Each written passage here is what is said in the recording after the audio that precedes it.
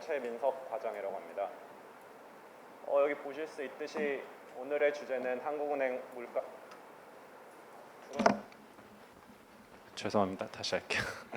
네, 오늘의 주제는 여기 보실 수 있듯이 한국은행 물가 안정 목표제입니다. 제가 은행에서 근무를 하면서 경제 교육을 그래도 좀 작은 규모로 몇 번 해본 적이 있지만 개인적으로 생각하기에 이 주제가 좀 말씀드리기 쉬운 주제는 아니라고 생각을 했어요. 왜냐면은 제가 생각했을 때는 그렇게 관심을 가지실 만한 분이 많지 않다고 생각을 했었고, 그래서 자칫 어렵게만 느껴지지 않을까 이런 생각을 많이 했었는데, 오늘 이렇게 이 주제에 대해서 듣기 위해서 여기까지 찾아오신 여러분들을 보니까 제가 좀 잘못 생각하고 있었나 이런 생각도 한번 하게 됩니다. 그래서 제가 오늘 강의를 진행함에 있어서 재미있게 해드리겠다라고 말씀드리기는 좀 어려운데, 그래도 최대한 쉽게 전달할 수 있도록 노력해 보도록 하겠습니다. 그렇게 좀 쉽게 얘기한다는 그런 점에서 제가 이 얘기를 좀 하고 넘어가고 싶은데요. 아무래도 제가 쉽게 얘기를 하려고 하다 보면은 예를 들 수도 있고, 그 다음에 약간은 좀 단순화해서 말을 덧붙이거나 이런 경우가 생기는데, 그러다 보면은 100% 정확하지 않은 얘기를 할 때도 있을 것 같아요. 왜냐면 물론 그게 크게 잘못됐다 이런 얘기는 아니지만 조금은 부정확할 수가 있는데, 그런 부분에 있어서 이제 혹시나 오해가 있을까봐 제가 오늘 말씀드리는 내용은 저희 은행의 뭐 공식적인 입장이라거나 그게 뭐 절대적인 진실이다 이렇게 받아들이실 필요는 없을 것 같고, 이제 그래도 이쪽에서 일을 하고 있는 제가 이해하고 있는 그런 이해나 혹은 의견이라고 받아들여 주시면 좀 더 좋을 것 같습니다.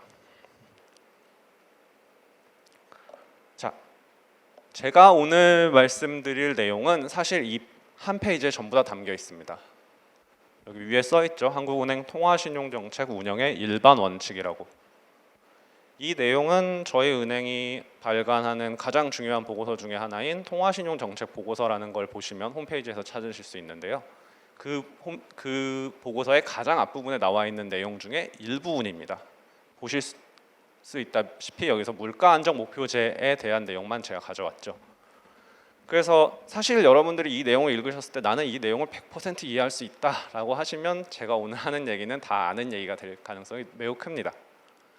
하지만 여러분들이 보시면서 일부는 좀 이해가 되지만은 사실 일부는 좀 무슨 얘기하는지 잘 모르겠다 이러신다면은 제가 조금 자세하게 설명을 드리고 좀 기왕이면 좀 더 쉽게 설명을 드림으로써 여러분들이 이걸 보셨을 때 한국은행이 통화정책을 하는 거는 대략 이런 내용이구나, 그리고 이런 방향으로 이런 특징을 가지고 있구나 라고 이해하실 수 있다면은 제가 오늘 여기서 강의하는 목적은 달성했다고 할 수 있을 것 같습니다. 그래서 일단 이 페이지를 이용해서 제가 오늘 말씀드릴 내용에 대해서 간단히 소개를 드리자면은, 네, 일단 여기 물가안정 목표제라고 되어 있죠. 여기 이제 오늘의 주제인데요. 사실 이 얘기를 하려면은 우선은 물가가 무엇인지에 대해서 알아야겠죠. 그러니까 물론 뭐 대부분 아실 거라고 생각해요. 근데 뭐 조금은 오해하고 계실 수도 있고, 그리고 기왕이면은 뭐 이번 기회에 한번 복습을 해보시는 것도 좋을 것 같습니다. 자, 그 다음에 물가 안정.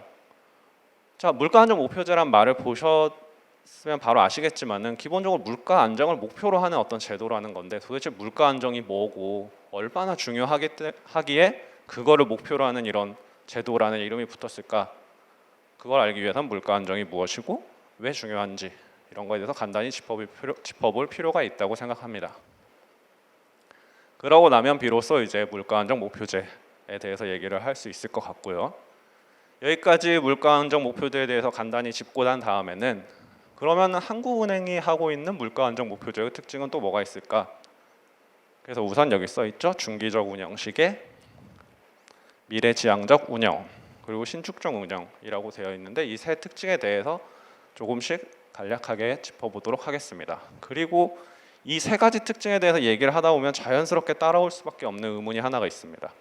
바로 중앙은행이 하는 이 통화정책에 대해서, 특히 물가안정 목표에 대해서 과연 믿을 수 있겠느냐, 이런 의문이 따라올 수 있기 때문에 이거를 어떻게 하면 좀 저희가 여러분들의 믿음을 이렇게 좀 신뢰성을 좀 보강할 수 있을까 해서 그런 장치들이 몇 가지인데, 이런 부분들에 대해서 간단히 설명을 해드리고 오늘의 강의를 마치도록 하겠습니다.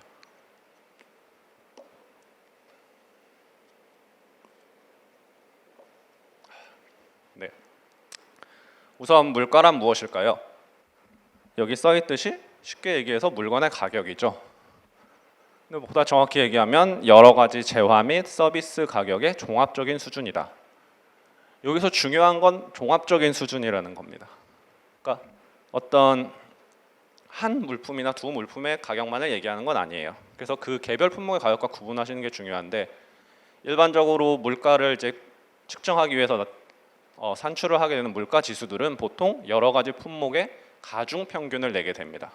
많이 쓰시는 물건들은 좀 더 가중치를 높게 두고 덜 쓰시는 물건들은 좀 가중치를 낮추게 되죠. 쉽게 얘기해서 가격의 평균이라는 건데 그런 식으로 저희가 얘기를 하다 보면은 물가와 함께 항상 같이 나오는 얘기, 혼동돼서 많이 쓰이는 얘기가 바로 인플레이션이죠. 어쩌면은 제가 사실 약간은 긴장했기 때문에 오늘 강의를 하는 와중에도 물가와 인플레이션을 살짝 혼동해서 쓸 수도 있습니다. 좀 여러분들이 이해해 주셨으면 좋겠는데 인플레이션이라는 거는 여기서 말한 가격, 물가, 그러니까 평균 가격들이 상승한 정도를 말합니다. 예를 들어서 1년 동안 물건들의 가격이 전반적으로 평균적으로 몇 퍼센트 올랐느냐, 이게 인플레이션인 거죠. 자, 근데 여기서 인플레이션을 이해를 할 때 조금 다른 방향으로 이해를 해두시면 여러분들이 경제 뉴스를 읽으신다거나 혹은 오늘 강의에서도 조금 더 도움이 될 수 있는 부분이 있습니다. 바로 통화 가치 혹은 구매력의 하락 속도이다라고 이해를 할 수 있는 거죠. 자, 예를 한번 들어볼게요. 네, 여기 제가 지금 휴대폰을 들고 왔는데 이 휴대폰의 가격이 쉽게 얘기해서 10만 원이었다고 합시다. 그러면 10만 원으로 이 휴대폰을 살 수 있는 거죠. 근데 한 달 후에 이 휴대폰이 20만 원이 됐어요. 우리가 흔히 물가가 올랐다, 인플레이션이 이런 경우에 수치로 계산하면 굳이 말하면 100%가 되겠죠. 근데 그러면은 그러면 10만 원의 가치는 어떻게 되는 거죠? 원래는 10만 원의 가치가 이 휴대폰 하나였어요. 그렇죠. 근데 이 휴대폰 가격이 20만 원이 되는 순간 이 10만 원의 가치는 휴대폰 굳이 말하면은 반개가 되는 거죠. 그러니까 인플레이션이라는 거는 물가가 상승한 정도인데 다시 말하면 통화의 가치가 하락한 정도를 말하는 게 되는 겁니다. 그래서 이 인플레이션이라는 거를 물가가 상승한 정도로 또 이해를 하시고 동시에 통화 가치가 하락한 정도로도 이해하실 수 있다면 오늘 강의를 듣는데 도움이 되실 것 같고 집에 돌아가셔서도 다른 경제 뉴스 같은 거 보실 때 좀 도움이 될 수 있는 그런 경우가 있지 않을까라고 생각을 해봤습니다. 자, 물가가 이제 뭔지, 인플레이션이 뭔지 대충 알았으니까 물가 안정은 도대체 무엇일까요? 인플레이션, 즉 물가가 상승하는 정도가 낮고 그리고 안정적이다, 즉 일정하다라는 겁니다. 그래서 여러분들이 경제적 의사결정 과정, 예를 들어서 물건을 사시고 혹은 어디에 투자를 하시고 할 때 인플레이션에 크게 신경을 쓰지 않으셔도 된다는 거예요. 그런 환경, 그런 상태를 물가 안정이라고 얘기를 합니다. 이건 이제 미 연준 의장이었던 그린스펀이 했던 얘기이긴 한데 비슷한 얘기를 여러분들이 많이 하셨었고 이게 일반적으로 받아들이는 거라고 보시면 됩니다. 자, 좀 더 자세히 생각을 해볼게요. 첫째, 낮은 인플레이션이 무엇이냐? 말 그대로 인플레이션이 낮다는 거니까 통화 가치의 하락 속도가 빠르지 않다는 거죠. 이게 왜 중요할까요? 예를 들어서 통화 가치 하락 속도가 빠르다, 그러니까 인플레이션이 좀 높다고 생각해 봅시다. 엄청 높은.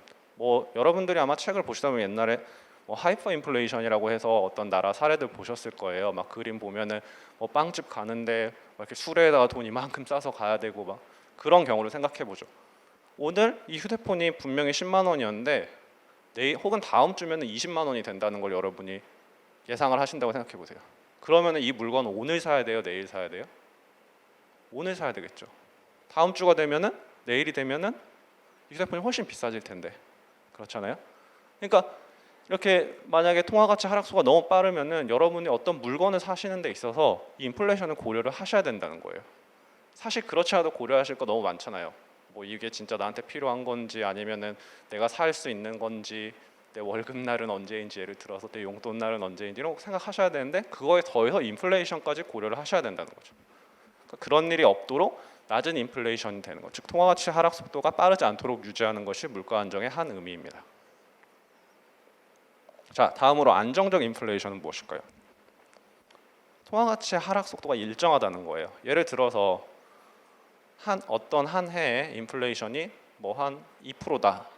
그러면 여러분들이 제가 뒤에서 계속 얘기하겠지만 2% 정도면은 꽤 이제 안정적인 수준이에요. 낮은 수준이에요. 죄송합니다. 낮은 수준인데 만약에 그 한 해를 잘 뜯어봤더니 1월에서 6월까지는 인플레이션이 10%였고 나머지 7월에서 12월까지는 예를 들어서 뭐 마이너스 8%여서 대충 하면은 1년이 2%였더라. 그러면 그게 과연 물가 안정이 되어 있는 거라고 볼 수 있나요? 1년 전체로는 2%였으니까 안정적이라고 낮다고 생각하실 수는 있지만 결코 안정적이지는 않은 거죠. 계속 변동했다는 거예요. 그렇게 변동하게 되면은 여기 써 있다시피 통화 가치를 쉽게 예상할 수 없습니다. 그러면 아까 한 그런 문제가 다시 생기는 거예요. 아, 물건을 언제 사지? 언제가 도대체 물건을 사기 적기일까? 너무 물건값이 올랐을 때 사면 너무 손해일 텐데 언제 좀 낮을 때가 언제지? 그때 사면 좋을 텐데 이런 생각을 하시게 되겠죠? 그러면은 이제 물가 안정의 의미에서 벗어나게 되는 겁니다. 그래서 물가 안정이라는 건 인플레이션 수준 자체가 낮아야 되지만, 즉 물가의 상승 속도 자체도 낮아야 됐지만 그 정도 자체가 일정하게 유지가 되는 것까지 충족을 해야 우리가 물가 안정이라는 말을 쓰게 됩니다.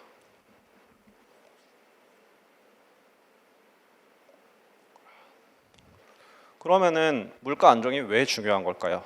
사실 제가 지금까지 얘기하면서 뭐 어느 정도 얘기가 전혀 안 된 부분은 아니에요. 근데 장기적인 시기에서 경제활동 계획을 수립할 수 있다라는 장점이 있습니다. 그렇게 되면 투자 및 소비가 촉진되는데, 자, 특히 투자 같은 경우에는 굉장히 장기적인 시기에서 이루어질 수밖에 없는 경제활동이에요.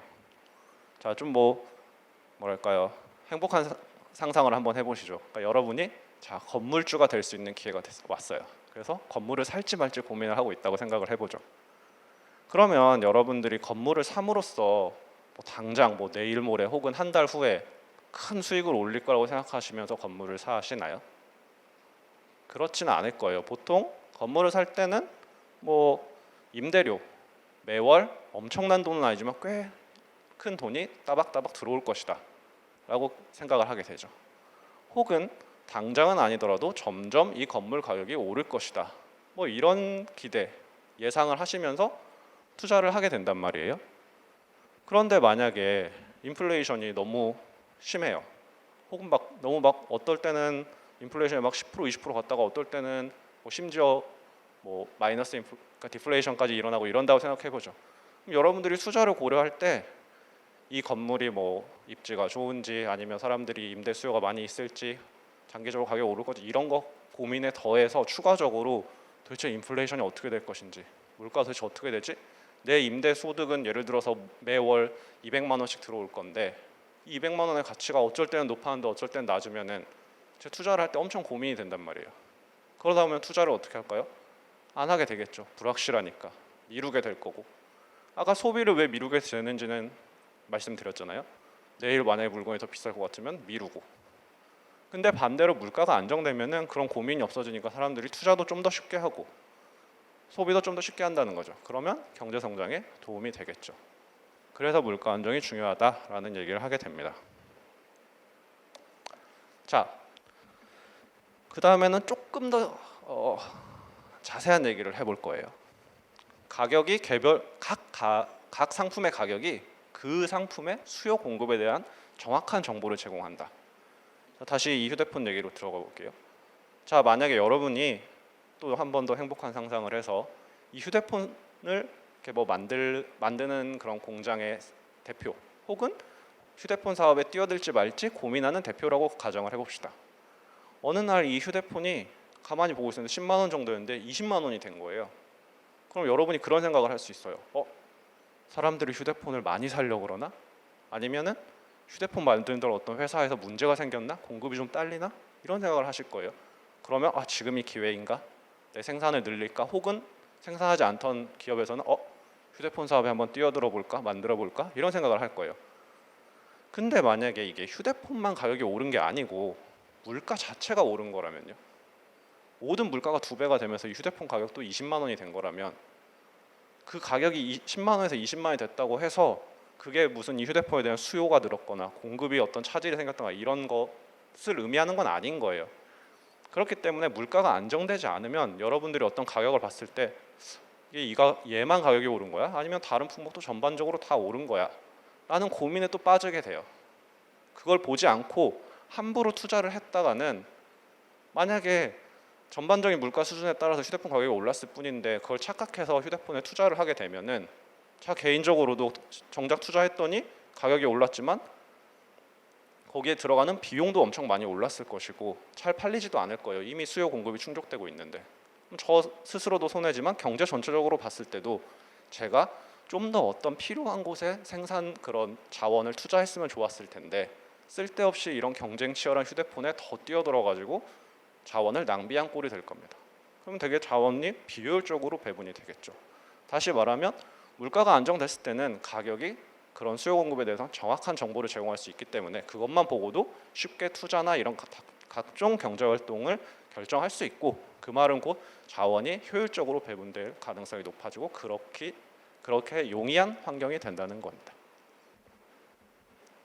그러다 보면 아무래도 경제 성장에도 도움이 되겠죠. 자, 나머지 얘기들은 사실 조금 작은 부분일 수가 있어요. 하지만 혹시 여러분들이 이제 경제학을 좀 전공을 하셨거나 이렇게 기본서라도 보셨다면 많이 얘기되는 메뉴 비용이라는 게 있죠. 쉽게 말하면 메뉴판 바꾸는데 드는 비용이에요. 여러분이 아까 상상했던 그런 업체의 대표까지는 아니어도 어떤 음식점을 한다고 합시다. 물가가 너무 빨리 올라요. 음식 가격도 올려야 될 거 아니에요? 그러려면 메뉴판을 새로 써야겠죠. 거기에 또 비용이 드는 거죠. 물론 그거 그냥 찍찍 긋고 쓰면 되는 거 아니야라고 생각할 수 있지만 이게 기업 차원이 되거나 그 이상의 차원이 되면 문제가 좀 복잡해집니다. 가격 하나 바뀌는데 인쇄 다시 해야 되겠죠?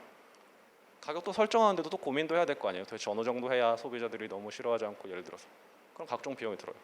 그리고 물건 가격만 오르나요? 이렇게 물가가 오르면은 여러분들이 일할 때 받는 임금도 올려달라고 해야 될 거 아니에요.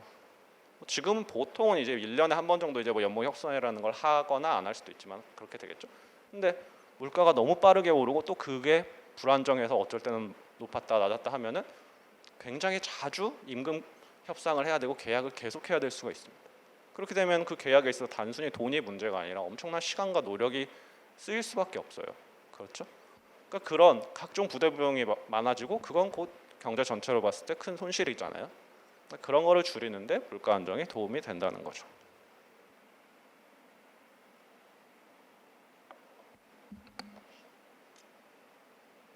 자, 그래서 우리가 지금까지 물가가 무엇인지 그리고 물가 안정이 왜 중요한지 이런 얘기를 해봤습니다. 그래서 물가 안정 목표제가 도대체 뭐냐? 딱 봐도 밑에 써있지만 물가 안정이 가장 중요한 목표인 통화 정책 방식을 얘기하는 건데요. 좀 더 구체적으로 들어가 보면 일단 명시적인 중간 목표가 없어요. 중간 목표라 하면 예를 들어서 가장 대표적인 게 통화량과 환율입니다. 그런 거를 명시하지 않아요. 그리고 대신에 구체적인 인플레이션 목표 수치. 예를 들어서 우리나라 같은 경우에 계속 제가 뒤에서 몇 번 반복할 것 같지만 소비자 물가지수 기준 상승률 2%입니다. 를 미리 공표를 해요. 그리고 이거를 달성하기 위해서 통화 정책을 운영하는 방식입니다. 사실 통화 정책을 운영하는 그 구체적인 방식이나 수단 이런 거는 제가 알기로는 오늘이 아니라 아마 다른 별도의 강의가 마련이 되어서 아마 통화 정책국에 계신 분이 설명을 해주시지 않을까 싶어서 제가 최대한 설명을 하지 않겠지만 어쨌든 지금 여기서 아셔야 될 내용은 그러한 목표 달성을 위해서 되게 다양한 방법으로 다양한 정보를 활용해서 통화 정책을 운영하는 방식이다. 이렇게 아시면 될 것 같아요. 물론 이렇게 한 줄로만 하면 좀 이해가 잘 안 되잖아요. 그래서 좀 그 물가 안정 목표제가 탄생한 배경, 도입 배경을 좀 보시면은 이해하는데 조금 더 도움이 될 수 있습니다. 여기 밑에 보시면 아시겠지만 제일 먼저 도입한 나라는 뉴질랜드예요. 1990년도에. 그 전에는 대부분 우리나라를 포함해서 통화량 목표제라는 걸 많이 썼습니다. 그때만 해도 통화량이 많아지면 물가가 오르고 통화량이 줄어들면 물가가 낮아질 거다. 실제로 그런 현상이 많이 관측됐고 그렇게 믿어왔고 그 제도를 많이 해왔어요. 근데 요즘 여러분 돌아보세요. 현금 쓰세요? 사실 거의 안 쓰시잖아요. 신용카드 많이 쓰시죠. 그 신용카드 쓰는 그런 거를 중앙은행이 어떻게 통제할 수 있을까요? 조금만 쓰세요, 많이 쓰세요? 요즘엔 무슨 페이 더 많고 그걸 어떻게 통제를 하겠어요? 점점 통화량을 통제하는 것 자체가 어려워집니다. 그리고 그러다 보니까 통화량을 늘린다고 줄인다고 물가가 오르고 내리고 하는 거 그 관계 자체도 굉장히 희미해지는 거예요. 그러니까 우리나라를 포함한 많은 국가들이 통화량 목표제를 포기하게 됩니다. 그리고 그 당시에 신흥 국가들을 위주로 해서 환율 목표제라는 걸 또 많이 했었어요. 쉽게 말하면 고정 환율이에요. 대부분 달러에 대해서였겠죠. 예를 들어 우리나라가 만약에 했다면 1달러를 1,000원으로 우리는 고정을 하겠습니다라고 공표를 하고 거기에 맞춰서 통화 정책을 운영하는 거예요. 이게 왜 물가를 안정시키는 방법이냐면 제가 말씀드렸지만 인플레이션이라는 게 물가의 상승 속도이기도 하지만 통화 가치의 하락 속도이기도 하단 말이죠. 근데 달러의 통화의 가치를 묶어버리면 이 달러가 가치가 안정되는 한 내 통화도 가치가 안정되는 거예요. 물가가 잡힌다는 얘기죠. 그러니까 신흥국들이 되게 손쉽게 선택한 방법이 된 겁니다. 저 미국만 잘하면 우리 물가는 같이 따라갈 수 있어. 안정적으로 갈 수 있어. 라고 해서 환율 목표제를 굉장히 많이 했습니다. 하지만 여러분들 아시겠죠? 물론 너무 젊은 분들이어서 너무 어렸을 때일 수도 있지만 우리나라가 이제 90년대 후반에 우리나라도 그랬고 많은 신흥국들이 외환위기를 겪게 됩니다. 그러면서 자연스럽게 고정 환율을 포기를 해요. 더 이상은 이걸 할 수가 없다. 변동 환율로 넘어갑니다. 그 말은 곧 환율 목표제를 포기한다는 얘기예요. 그러니까 이렇듯 중간 목표제, 통화량 목표제가 됐든 환율 목표제가 됐든 한참 좋다고 생각했었는데 이걸 포기해야 되는 상황에 처하게 된 겁니다. 그럼 어떻게 해요? 이제 대안이 필요하겠죠. 다른 통화 정책이 필요해집니다. 근데 마침 그때 물가 안정에 대한 인식도 바뀝니다. 그 전에는 경제가 어느 정도 성장을 하려면 물가가 오르는 건 좀 당연해. 같이 가야 돼. 여러분들이 필리스 커브라는 걸 들어보셨을지 모르겠어요. 그래서 정확히 말하면 이제 물가와 실업의 역관계. 근데 실업이 결국 경제랑 또 역관계이기 때문에 물가랑 경제 성장이 정의 관계가 있다라는 건데 사실 필리스 커브에 대해서는 지금도 엄청 말이 많습니다. 요즘에 없어졌다, 아니다, 아직 있다, 최근에 다시 강화되었다, 여러 가지 말이 있지만 어쨌든 예전에 믿었던 철석같이 믿었던 그 정도의 관계보다는 훨씬 약해진 거예요. 이 관계가. 그러다 보니까 물가 상승을 용인해야 될 이유가 별로 없어요.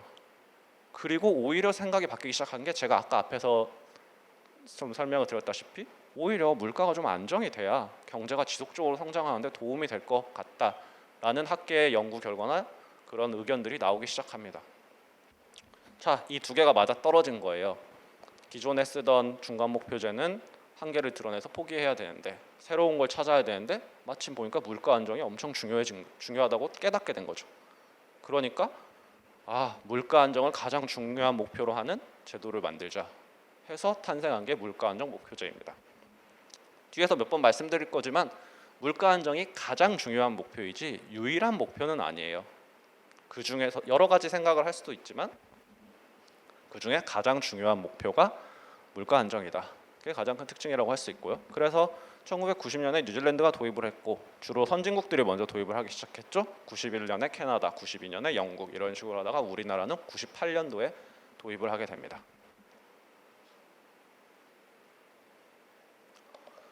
자, 그래서 도대체 물가 안정 목표제가 뭐가 그렇게 좋은데? 라고 생각하실 수도 있어요. 물론 앞에서 살짝 힌트들은 나왔을 수 있어요. 근데 구체적으로 뭐가 그렇게 좋아? 가장 큰 특징은 사실 아까도 보셨지만 구체적인 목표 수치를 제시한다는 거예요. 중앙은행이 아무리 저희가 최선을 다해서 물가 안정을 위해 노력하겠습니다 라고 말씀을 드린들 여러분들을 봤을 때는 도대체 뭘 얼마나 안정을 시키겠다는 것이며 구체적으로 뭘 하겠다는 거야 라는 여러 가지 좀 잘 모르겠다 이런 생각이 드실 수 있어요. 근데 자, 소비자 물가지수 상승률 2%를 달성하기 위해 저희가 최선을 다하겠습니다. 이렇게 말을 하면은 좀 확 와닿지 않으세요? 쉽잖아요. 명료하죠. 그 말은 꼭 여러분과의 커뮤니케이션이 굉장히 용이하다는 거예요.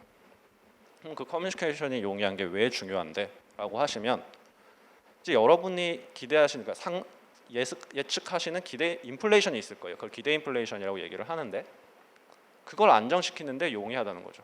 그러니까 여러분들이 내년에 인플레이션이 대충 5%일 거야, 10%일 거야, 뭐 이런 생각을 하실 수 있지만 그 상상하는 수준을 저희 목표치에 좀 근접하게 하는데 쉽다는 거예요. 왜냐하면 여러분들이 저희 제도 자체를 잘 이해하시니까. 그러면 기대 인플레이션 안정되는 건 도대체 왜 또 중요한데? 라고 또 물으실 수 있습니다. 그게 물가 안정이 굉장히 중요할 수 있거든요. 왜냐하면 여러분이 기대하시는 그 인플레이션이 실제 인플레이션이 될 가능성이 굉장히 높아요. 자, 예를 들어볼게요. 아까 다시 그 기분 좋은 상상으로 돌아가서 여러분이 어떤 업체의 대표예요. 자, 내년 사업 계획을 세워야 될 거 아니에요?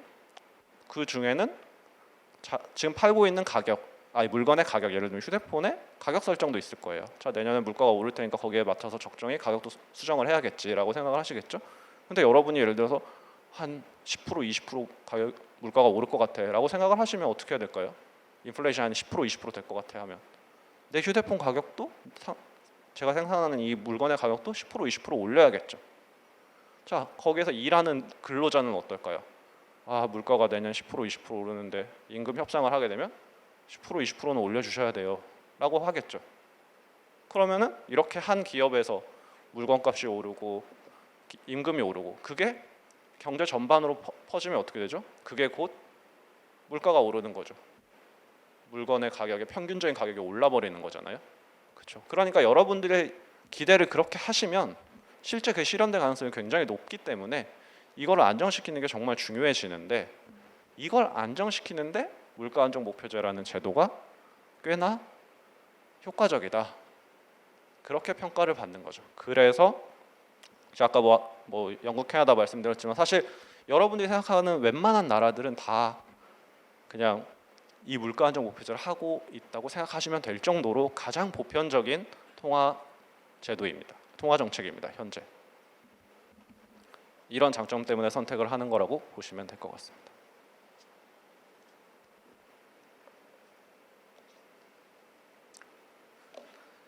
자, 여기까지가 이제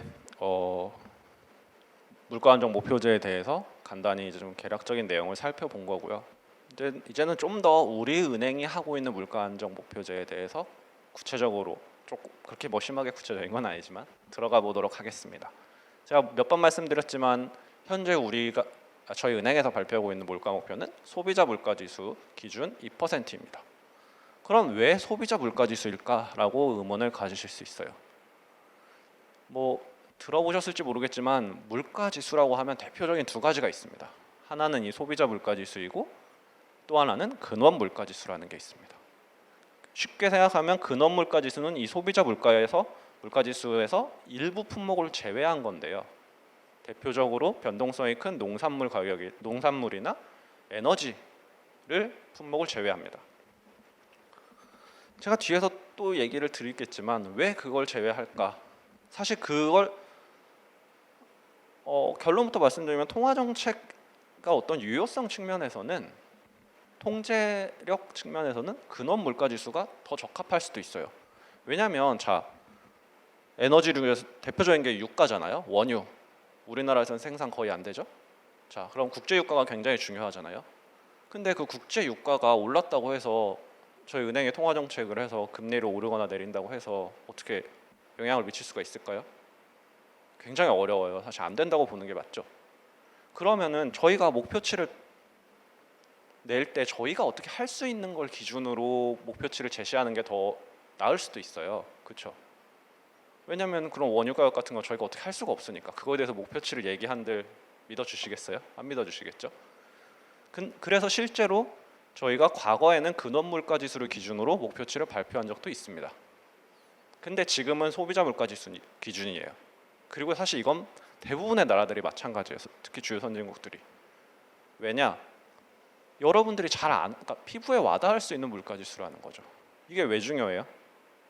제가 방금 앞에서 말씀드렸지만은 이 물가 안정 목표제의 가장 큰 장점 중에 하나는 여러분과 소통하기 쉽다는 건데 그럼 여러분의 피부에 와닿는 물가와 가까운 걸 가지고 얘기를 해야 좀 더 와닿을 거 아니에요. 저희가 물가를 얘기하는데 여러분들이 물가 말씀하신 거랑 다른데요? 이랬을 때 저희가 그거는 에너지랑 농산물을 뺐기 때문입니다. 이렇게 얘기하면 여러분들이 이제 사실 좀 혼동이 오기 시작할 거예요. 그러면 도대체 너희들이 타겟하는 물가는 뭐야 도대체? 이러실 수 있잖아요. 그러면 아까 그 말한 장점, 물가 안정 목표제의 가장 큰 장점인 커뮤니케이션 쪽에서 문제가 생기게 된다는 거죠. 그런 부분을 감안해서 그래 통제하기가 좀 어려운 부분도 있지만은 장점을 살리기 위해서는 이 소비자 물가 지수를 타겟을 하는 게 낫겠다라고 해서 최근에는 소비자 물가 지수를 기준으로 물가 목표를 발표를 하고 있고요. 말씀드렸다시피 이거는 대다수의 국가들이 같은 방식을 채용하고 있습니다.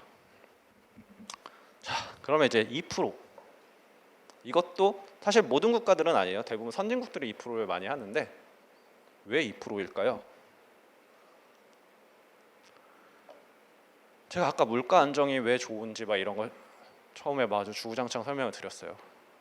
그러면 여러분은 당연히 생각이 들 거예요. 아니 왜 2%야? 1%나 0.5%는 안 돼? 심지어 0%는 왜 안 돼? 라고 생각을 하실 거예요. 근데 여러 가지 어려움이 있습니다. 제일 큰 거 하나만 얘기하라고 하면 디플레이션 가능성을 줄여야 되기 때문이에요. 디플레이션이라는 건 말 그대로 물가가, 그러니까 아까는 인플레이션은 물가가 상승하는 정도였잖아요.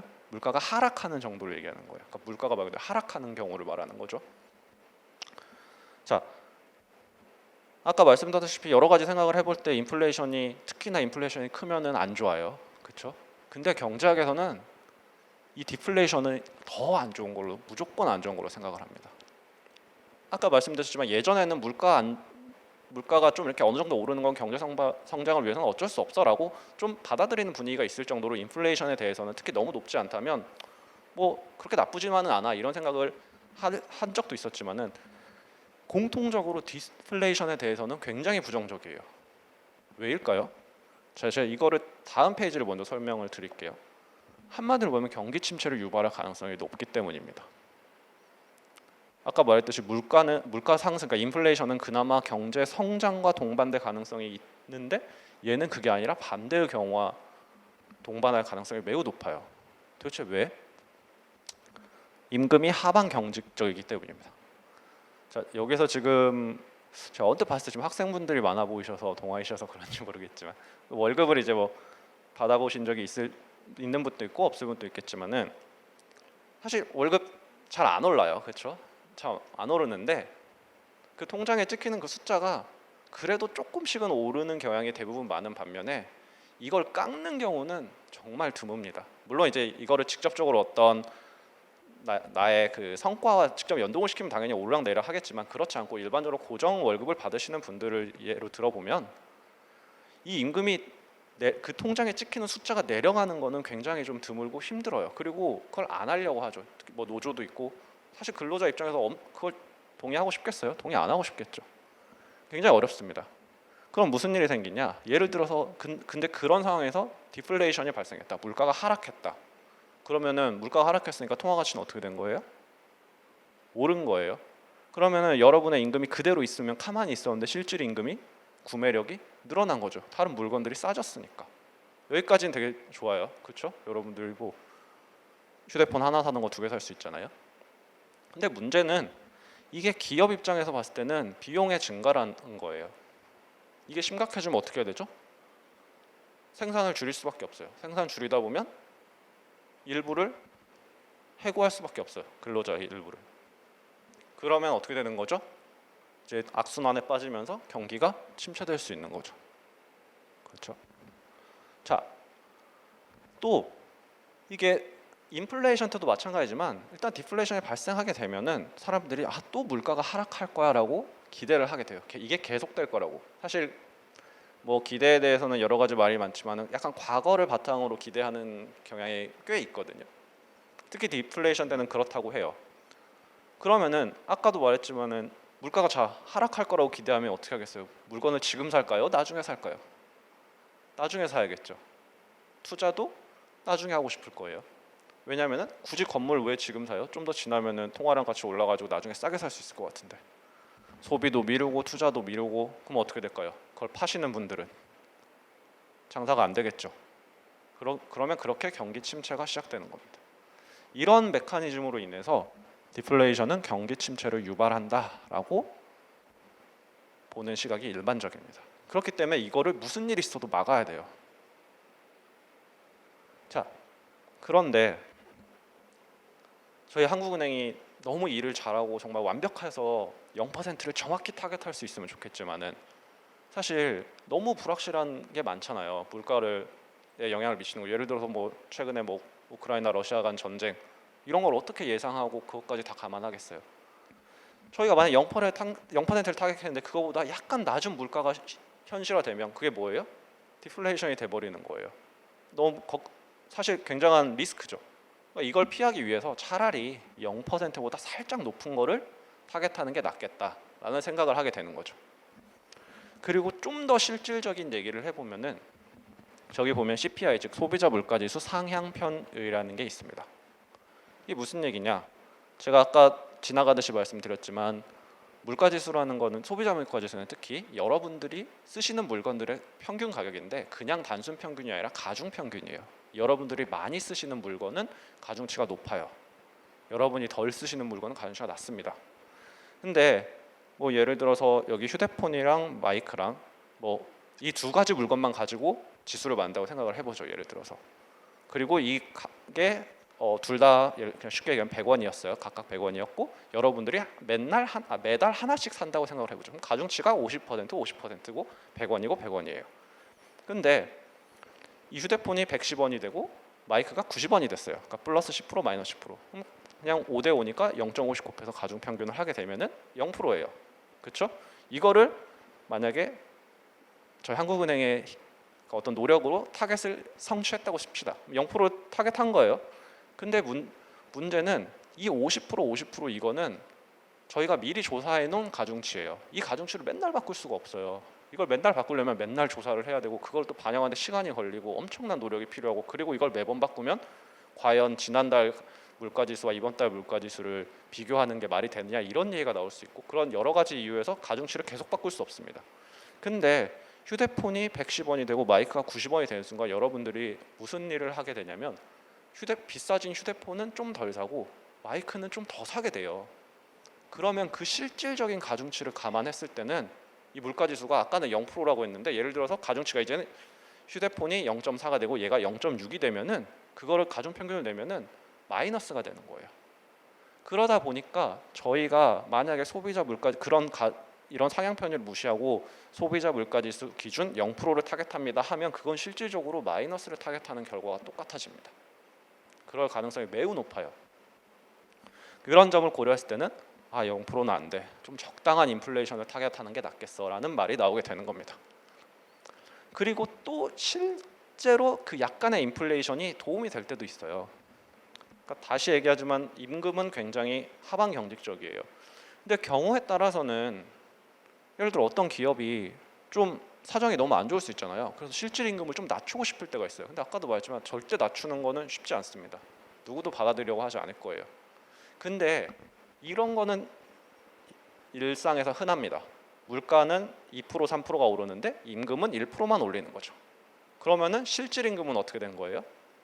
그러니까 구매력은 어떻게 된 거죠? 약간 떨어진 거예요. 그렇죠?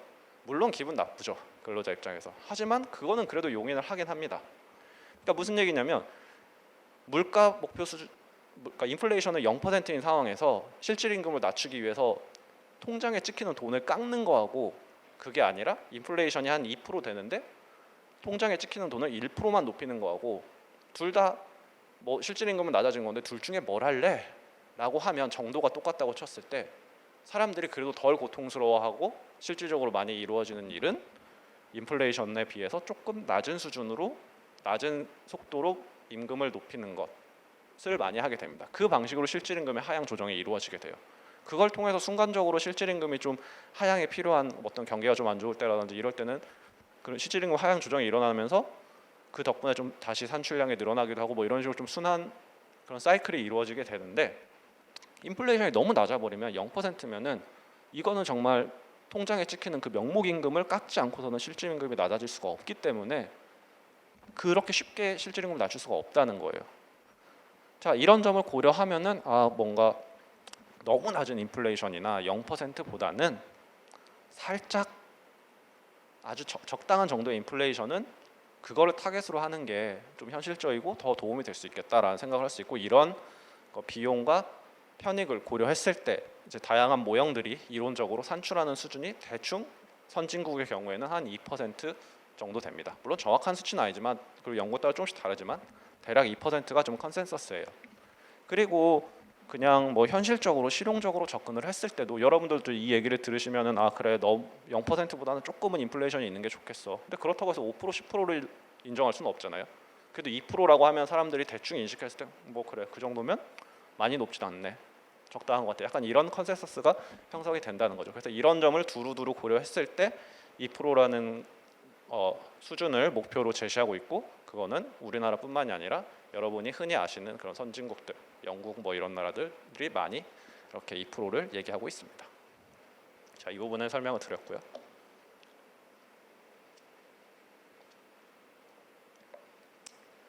네.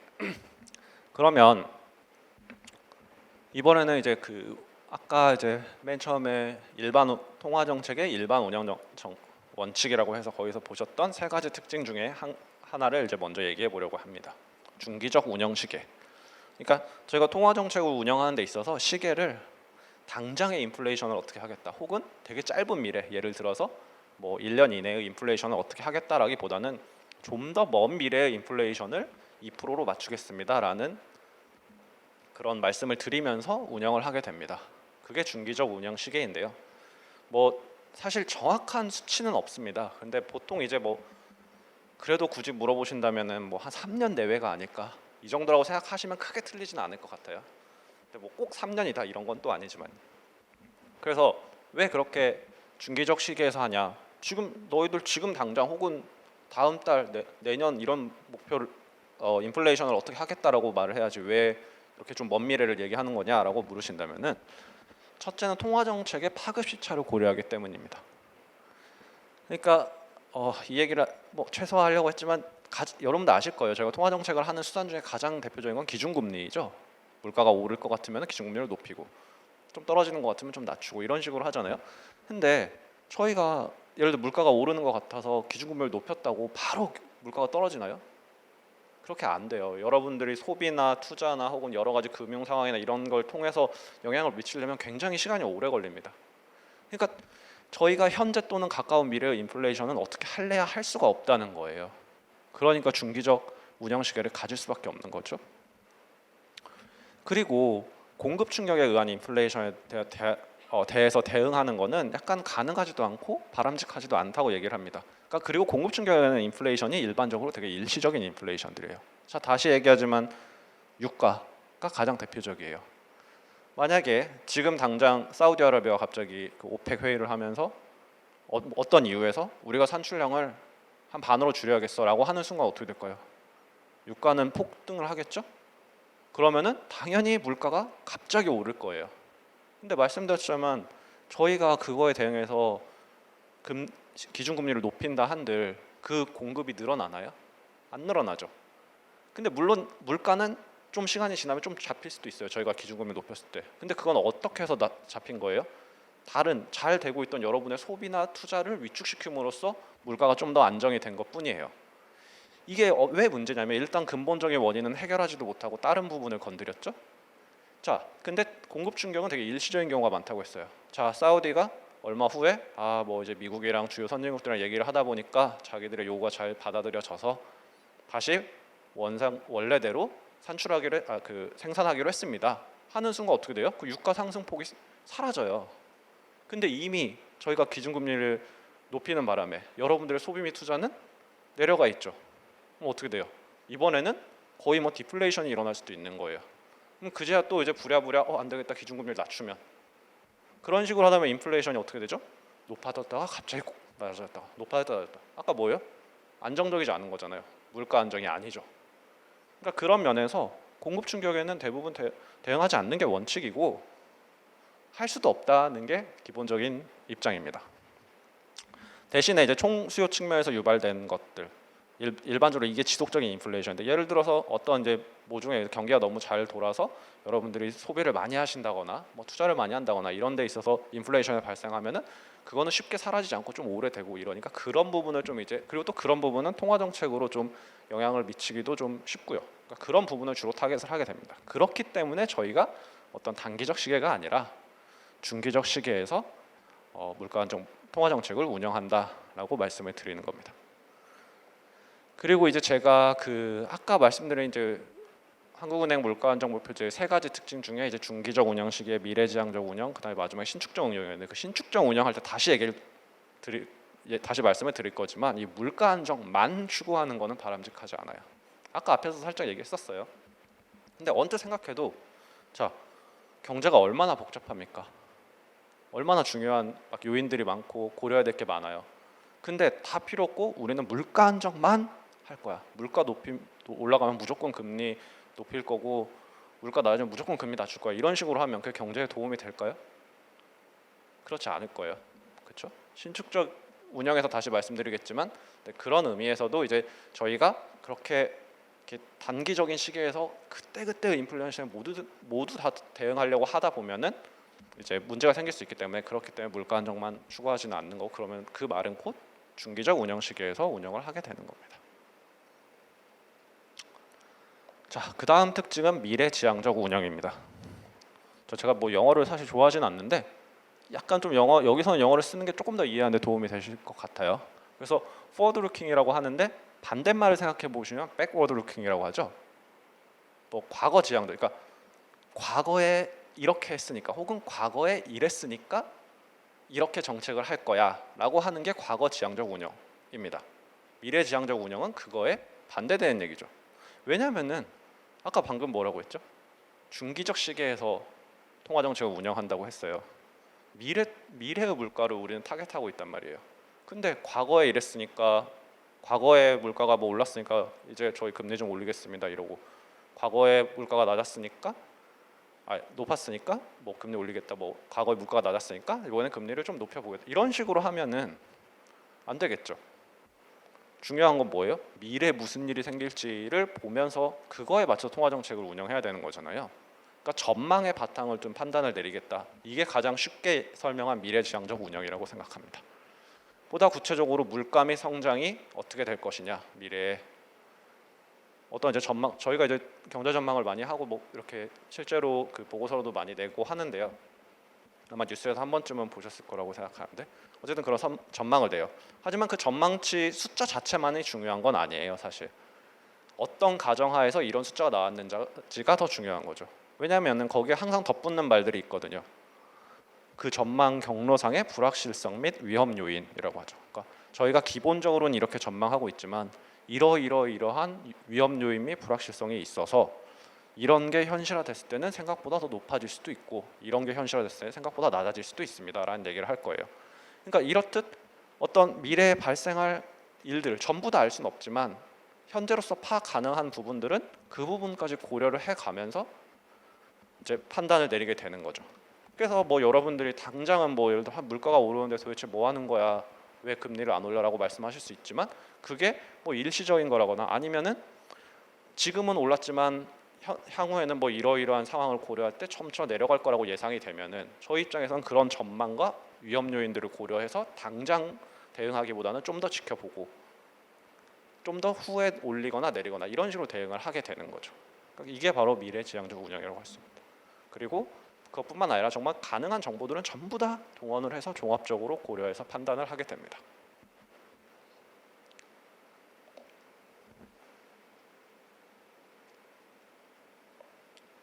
자, 세 번째 특징은 신축적 운영입니다. 심지어는 이게 있는 말이에요. 신축적 물가 안정 목표제라고 해서 Flexible Inflation Targeting이라고 얘기를 하거든요. 이게 무슨 말이냐? 제가 아까 얘기한 거죠. 자, 통화 정책의 최우선 목적은 특히 물가 안정 목표제의 경우에는 물가 안정이 맞아요. 근데 그 물가 안정 제가 좋은 점 얘기했었잖아요. 소비와 투자를 촉진시키고 가격 정보가 가격이 제공하는 정보가 아주 정확해서 자원의 효율적 배분을 유도한다. 그거에서 도대체 뭘 하고 싶은 거죠? 왜 그걸 해야 되는 걸까요? 결국 그걸 통해서 경제 성장에 도움이 되고 여러분의 경제 생활을 좀 더 행복하게 만드는데 기여를 하겠다는 거죠. 그러니까 궁극적 목적은 사회 후생의 극대화, 그러니까 경제 성장이나 여러분의 경제 생활의 어떤 행복감을 극대화하고 이런 부분이란 말이죠.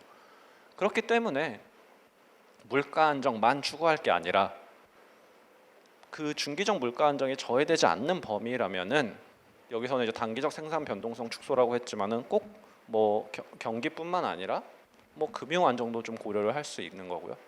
그렇죠? 뭐 최근에는 뭐 부동산 시장도 사실 전혀 고려를 안 하는 건 아닌 것 같아요. 왜냐하면 저 통화정책 결정문 같은 거 보면 항상 언급이 되잖아요. 그러니까 그렇게 좀 다양한 상황들을 좀 고려해 가면서 좀 더 신축적으로 대응을 하자. 뭐 이런 얘기를 하게 되고 그게 바로 신축적 물가 안정 목표제입니다. 그래서 이것 또한 사실 우리나라만 하는 건 아니에요. 그러니까 특히 선진국이라고 하는 나라는 되게 많이 하는데 가장 대표적인 예로는 아예 명시적으로 이제 경기를 언급하고 있는 경우가 있는데 그게 바로 미국이죠. 사실 미국은 본인 스스로는 인플레이션 타겟, 그러니까 물가 안정 목표제를 도입하고 있다고 말하지 않아요. 근데 학계나 뭐 이렇게 저희 이제 중앙은행에서 분석을 할 때는 사실 실질적으로 물가 안정 목표제를 도입하고 있는 국가라고 보는데 거긴 아예 법 조항 첫 머리에 이렇게 써 있어요. 그러니까 우리는 물가와 고용을 두 개를 다 고려한다라고 쓰여 있거든요. 그걸 되게 듀얼 맨데이트라고 하는데 그러니까 그렇게 뭔가 물가 안정뿐만 아니라 어떤 다른 경제의 중요한 요소들을 대표적인 게 경기가 되겠지만요. 이런 부분들을 고려하는 게 바로 신축적 물가 안정 목표제라고 보시면 됩니다. 자, 지금까지 그 우리 은행의 그 물가 안정 목표제에 대해서 좀 이렇게 들어보셨어요. 근데 자, 정리를 해보면은 중기적 시계에서 미래지향적이고 신축적으로 운영을 한다. 되게 좋은 말이에요. 근데 잘 들어보면은 약간 재량이 많이 들어가요. 그러니까 뭔가 자 물가가 1% 오를 때마다 금리를 뭐 1% 올리겠습니다. 혹은 물가가 1% 낮을 때마다 금리를 1% 낮추겠습니다. 이런 게 아니에요. 제가 지금 당장은 물가가 오를 수 있고 낮아질 수 있지만 이런 다양한 정보와 뭐 향후 전망을 고려해서 판단하겠습니다. 이렇게 말씀을 드리는 거예요. 그럼 여러분들이 저희가 하는 걸 봤을 때는 순간적으로는 쟤 도대체 왜 저러는 거야? 무슨 근거에서 저렇게 했지? 잘하고 있는 거 맞아? 의심이 들 수가 있어요. 신뢰성에 문제가 될 수 있습니다. 그렇죠? 이걸 지금 제한된 재량이라고 한단 말이에요. 근데 이게 의구심 발생한 게 왜 문제예요? 아까도 계속 말씀드렸지만 물가 안정 목표제의 가장 큰 장점이자 중요한 부분은 여러분들의 기대 인플레이션을 안정시킨다는 거죠. 저희가 2%라는 타겟을 얘기를 했을 때 여러분들이 그걸 보고 아 중앙은행이 저렇게 얘기하는 걸 보면 내년도 혹은 당장 내년은 아니어도 중기적으로는 물가가 2%, 그러니까 인플레이션이 2% 정도에 수렴할 거야라고 여러분들이 기대를 하셔야 된다는 거고 그걸 유도하는데 용이하다는 게 물가 안정 목표제인데 여러분들이 이런 의심을 가지시면은 믿으시겠어요? 기대 인플레이션 안정이 될까요? 저희가 아무리 2%를 얘기를 해도 에이, 쟤 또 말로만 2% 하네. 그러실 수 있잖아요. 그러면 아까 지금까지 제가 내내 설명드렸던 물가 안정 목표제의 장점이 전부 다 사라지는 겁니다. 아무런 효과가 없어요. 저희가 그 2%가 아무리 명시적인들 여러분들이 믿지 않으시면은 사실 효과가 없고 굉장히 이 통화 정책을 운영하는 데 있어서 애로사항이 많아집니다. 그래서 안 된다. 근데 말씀드렸다시피 이 중기적 시기에서 미래지향적이고 신축적으로 운영하는 거는 결국 그냥 하고 싶어서 하는 게 아니에요. 아까 방금 말씀드린 그런 피치 못할 사정 혹은 장점들이 있기 때문에 하는 거란 말이죠. 이것도 포기할 수 없어요. 근데 그러면서 여러분의 신뢰도 유지를 해야 된다는 거죠. 그렇죠? 그래서 이걸 어떻게 해야 될까? 이제 고민을 하다 보니 이제 몇 가지 장치들이 있습니다. 가장 대표적인 게 이제 설명 책임이라고 해요. 그러니까 현재 물가 상황을 저희가 이렇게 평가를 하고 있습니다. 뭐 예를 들어서 물가가 뭐 지난 1년간 이렇게 올랐고 그 이유는 무엇이고 이런 얘기를 하는 거죠. 그런 원인을 분석을 해드림으로써 그걸 하다 보면 전망이 나오게 됐죠. 지금은 이렇지만 향후 뭐 수개월 이내 혹은 뭐 1, 2년 이내에 물가가 이렇게 될 것 같습니다. 하지만 거기에 있어서 또 리스크 요인은 이런 게 있습니다. 라고 여러분들께 설명을 드리는 거죠. 저희가 왜 통화 정책을 그렇게 했는지 그런 부분을. 그러면 그리고 또 그렇기 때문에 저희는 이런 점을 고려해서 지금 당장은 아니지만 향후에는 통화 정책을 이런 식으로 운영을 하겠습니다라고 설명을 드리는 거예요. 그러면 여러분들이 아까 제가 말했던 그 첫 번째 의구심, 도대체 얘들 왜 저러는 거야는 어느 정도 해소가 되시겠죠. 그리고 여러분들이 이 저희가 해드리는 설명을 들었을 때 그럴싸한데 그렇게 되면 이해가 돼라고 하시면 어떻게 될까요? 이제 믿겠죠. 너희들이 그런 생각을 해서 말이 되는구나. 뭐 그렇게 생각하면 뭐 충분히 너희가 잘하고 있는 것 같고 그렇다고 한다면 내가 2%라는 말을 믿을게. 이렇게 될 수 있는 거잖아요. 그래서 예를 들어서 제가 맨 처음에 말씀드린 저희 은행에서 발간하는 보고서 중에 가장 중요한 것 중에 하나라고 말씀드린 이 통화신용정책 보고서, 일반 운영 원칙 담고 있는 그 보고서예요. 그걸 이제 연사회 발간을 하고 또 그 국회에 제출합니다.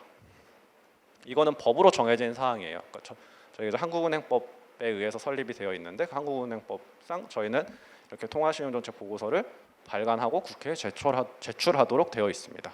여러분들이 홈페이지 가시면은 언제든지 내용을 보실 수 있는 상황이고, 거기를 보시면은 저희가 통화정책을 어떻게 했고 물가를 어떻게 인식하고 있고 뭐 향후에는 이렇게 될 것 같고, 그리고 또 그때 어떤 최근의 이슈 같은 거, 그러니까 요즘 뭐 물가에 있어서 이런 점이 뭐 굉장히 중요한 이슈고 되게 뭐 주목해야 될 부분이다, 뭐 이런 부분에 좀 더 분석하는 보고서 내용들도 담겨져 있고요. 그래서 혹시 기회가 되신다면은 저것도 보시면 좋을 것 같고, 그리고 거기에 또 추가로 연 2회 물가 안정 목표 운영 상황 점검 보고서, 쉽게 생각하면 그냥 물가 보고서라고 보시면 되는데, 조금 더 물가, 여기 지금 방금 써드린 내용, 물가 상황에 대한 평가, 전망, 리스크, 향후 이런 거에 좀 더 포커스를 맞춰서 쓰여진 보고서입니다. 이것 또한 연 2회 정기적으로 발간을 하고 있고요. 그리고 이걸 발간하면서 이제 총재가 기자간담회를 열어서 그냥 보고서만 발간하고 끝나는 게 아니라 저희가 이런 내용으로 했었고 뭐 이렇게 설명을 해드립니다. 그리고 질의도 받고 이런 식으로 해서 좀 더 설명을 해드리기 위해서 노력을 하고 있고요.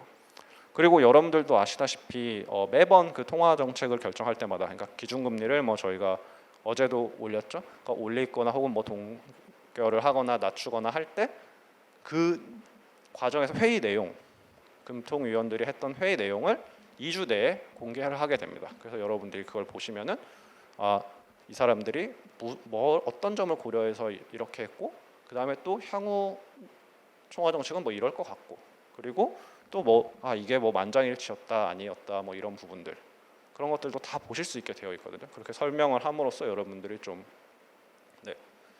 그렇게 투명하게 공개를 함으로써 여러분들이 믿으실 수 있도록 그렇게 하고 있고, 그다음에 이제 총재가 가끔 이제 국회에도 출석을 해서 답변을 해요. 그러니까 대표적으로는 국정감사 때는 아예 정기적으로 하는 건데, 이제 여러분들을 대신해서 국회의원들이 질문을 하면은 거기에 대해서 이제 저희가 왜 이렇게 통화 정책을 하고 있고 어떻게 할 것인지, 또 지금 대책은 어떻게 되는지 뭐 이런 거에 대해서 최대한 성의껏 답변을 하려고 노력하고 있습니다.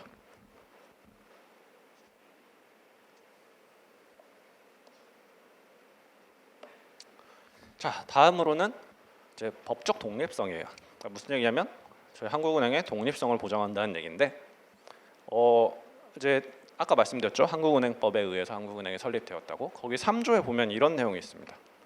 한국은행의 통화신용 정책은 중립적으로 수립되고 자율적으로 집행되도록 하여야 하며 한국은행의 자주성은 존중되어야 한다라고 말을 하죠. 쉽게 말해서 한국은행이 물가 안정을 추구하는 그 의도, 그 노력에는 다른 의도 또는 다른 기관의 개입이 허용되지 않는다라는 걸 법적으로 명시를 했다는 거예요. 왜 이게 필요할까요? 그리고 왜 이게 신뢰성이랑 왜 연결이 되는 걸까요? 자, 지금부터 제가 정부 얘기를 좀 할 건데 현재 정권에 대한 얘기를 하고 싶은 거 절대 아니에요. 저는 어디까지나 이제 흔히 경제학에서 말하는 이론적인 부분에서 접근을 하는 거니까 혹시나 오해는 하지 마시고, 이제 정부에서는 기본적으로 약간 물가보다는 성장에 치중할 가능성이 매우 높습니다. 대표적으로 물론 뭐 그렇다고 물가는 뭐 전혀 신경 안 쓰냐 그런 건 아니죠. 근데 이제 미국 같은 경우에 보면은 재선이 되냐 안 되냐를 결정하는 가장 중요한 요인 중에 하나는 그 사람의 임기 동안에 경기가 어땠느냐가 되는 경우가 굉장히 많아요. 그러니까 사실 그렇잖아요. 여러분도 나를 편하게 잘 살게 해주면 임금도 오르고 경기 너무 잘 되고 장사 잘 되고 이러면은 그 사람 또 연임했으면 좋겠다 이런 생각이 들 거 아니에요. 그러니까 그런 인센티브 측면에서 봤을 때 정부는 아무래도 경기 쪽, 성장 쪽에 조금 더 치중할 수가 있습니다. 그리고 굳이 구분을 하자면 물가는 조금 물가 안정에서 오는 이점은 약간 좀 장기적인 시계인 경우가 많아요. 근데 여러분들도 아시다시피 정부들의 임기는 보통 4, 5년이에요. 그 안에 성과를 내야 된단 말이죠. 그 안에 물가 안정으로 인한 어떤 이득 같은 거를 보여주기에는 사실 시계가 너무 짧습니다. 그런 면에서 정부는 어쩔 수 없이 자연스럽게 경기에 좀 더 치중하게 될 가능성이 커요. 그리고 좀 더 경제학적 이론으로 접근을 해보면은 모든 국가들은 국채를 발행하고 있어요. 그렇죠? 대부분의 국가들이 사실. 국채가 뭐죠? 국가가 여러분한테 빚진 거예요. 돈을 빌려온 거란 말이죠.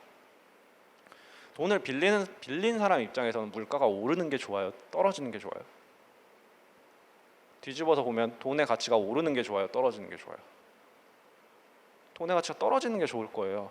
자, 물가만 오르면 내가 100만 원을 빚졌는데 물가가 오르기 시작하면 어떻게 되는 거예요? 제가 갚아야 될 실질적인 돈이 줄어드는 거예요. 그렇죠? 그렇죠? 왜냐면은 제가 지금의 100만 원과 1년 후에 100만 원이 다른 거잖아요.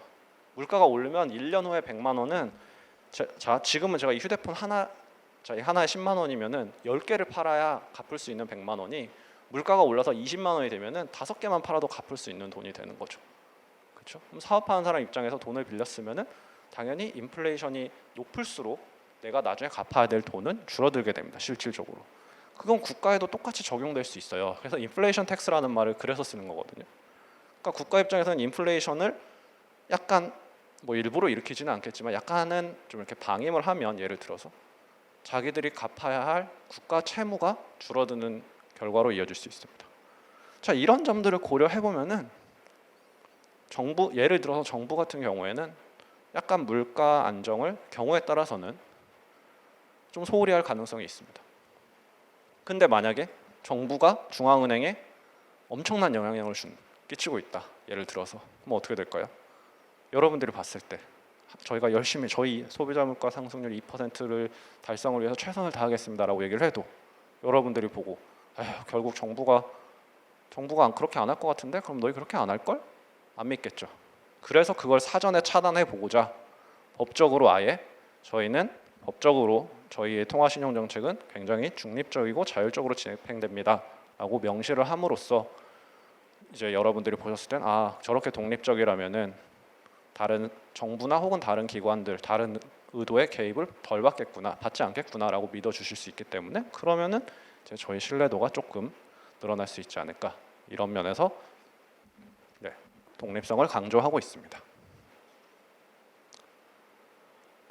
사실 이게 제가 오늘 준비한 내용이 사실 여기까지인데 제가 이거를 뭐 그냥 끝내면은 너무 여러분들이 좀 제가 지금 말을 하다 보니까 두서없이 진행된 부분도 있고 그리고 또 복습이 사실 좀 중요한 거잖아요. 그래서 제가 이 한 페이지에 제가 오늘 한 내용을 약간 좀 요약을 해보려고 노력을 했습니다. 그래서 이제 우리가 오늘 공부한 내용은 한국은행의 물가 안정 목표제인데 인플레이션, 즉 물가의 상승 정도를 낮고 안정적으로 다시 말해서 일정하게 유지하려고 노력합니다. 그걸 위해서 소비자 물가지수 기준으로 해서 상승률 2%라는 구체적인 목표 수치를 공표합니다. 그래서 여러분들이 쉽게 이해하실 수 있도록 그렇게 하죠.